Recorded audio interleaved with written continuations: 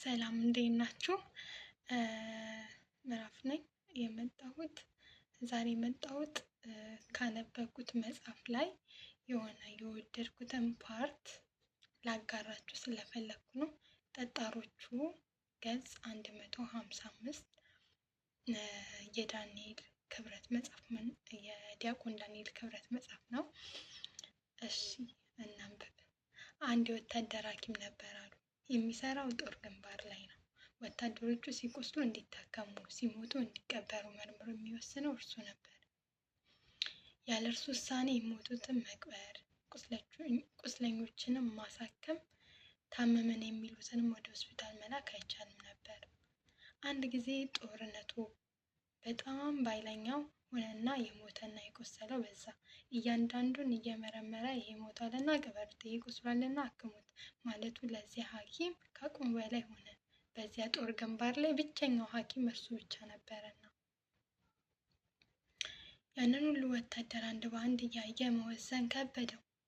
የጠላት ጦር እየገፋ ሞትና ቁስለኛውም እየበዛ መጣ። ያም የወታደር ሐኪም ደከመው።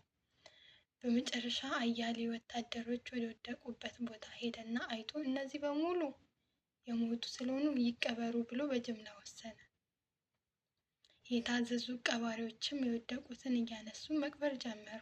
በመካከል ላይ አንድ ወታደር አንስተው ሊቀብሩት ሲሉ የት ልትወስዱኝ ነው አላቸው ብሎ ሲጠይቅ ቀባሪዎቹ ልንቀብር ነው አሉት። እንዴት በሕይወት እያሉ ትቀብሩኛላችሁ ሲል ጠየቃቸው። አይ ዶክተሩ ሞተዋል ብሏልና መቅበር አለብን አሉና መለሱለት። እንዴ በሕይወት መኖሬን እያያችሁ በዓይናችሁ እያረጋገጣችሁ እያናገርኳችሁ እንዴት ሞተዋል ትሉኛላችሁ? ዶክተሩ ቢሳሳት እንኳን እናንተ አርሙት እንጂ አለ ወታደሩ ገርሞት። አየህ አለ አንዱ ቀባሪ፣ ዋናው ነገር የኛ አለመሞት ማረጋገጥ ወይም ያንተ አለው ማለት አይደለም፣ የዶክተሩ ውሳኔ ነው። ዶክተሩ ሞተሃል ካለህ ሞተሃል፣ አለ ካለህም አለ። አንተ ከዶክተሩ ልትበልጥ አትችልም። የተመደብነው ያለነው እኛ የሞተውን እየመረመረን ልንለይ አይደለም። የተመደብነው መመሪያ ለማስፈጸም ነው፣ ውሳኔ ለማስተግበር ነው። እናም ሞታል ተብሏል ስለተወሰነም የግድ መቅበራችን ነው ብሎ ነገረውና ወስደው ቀበሩት። የዶክተር ውሳኔ ሀገርንም ሲገል የኖረ ሀገርንም እየገደለ ያለ ለምን እንዴት ትክክል ነው ወይ እንደገና መመርመር አለበት ወይ ብሎ የሚጠይቅ ሕሊና ሲጠፋ ከላይ የወረደ ሁሉ ትክክል ነው የሚል እምነት ሲስፋፋ አለው ማለት መተንፈስና መንቀሳቀስ፣ የደም ዝውውርና የሕዋሳት እንቅስቃሴ ብቻ መኖር ሊያመላክተን አይችልም። ዶክተሩ አድገናል ካሉ አድገናል፣ አላደግንም ካሉ አላደግንም፣ አሸንፈናል ካሉ አሸንፈናል፣ አላሸነፍንም ካሉ አላሸነፍንም።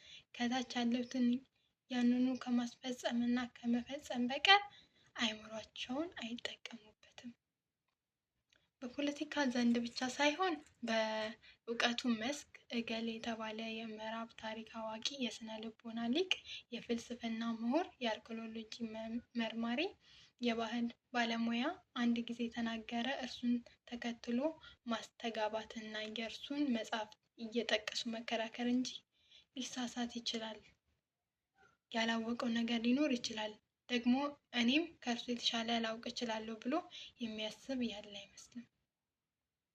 እውነት ነው አይደል? እና ትንሽ ውስጤን ስለነካኝ ላጋራችሁ ብዬ ነው። በሌላ ቪዲዮ እስክንገናኝ ባይ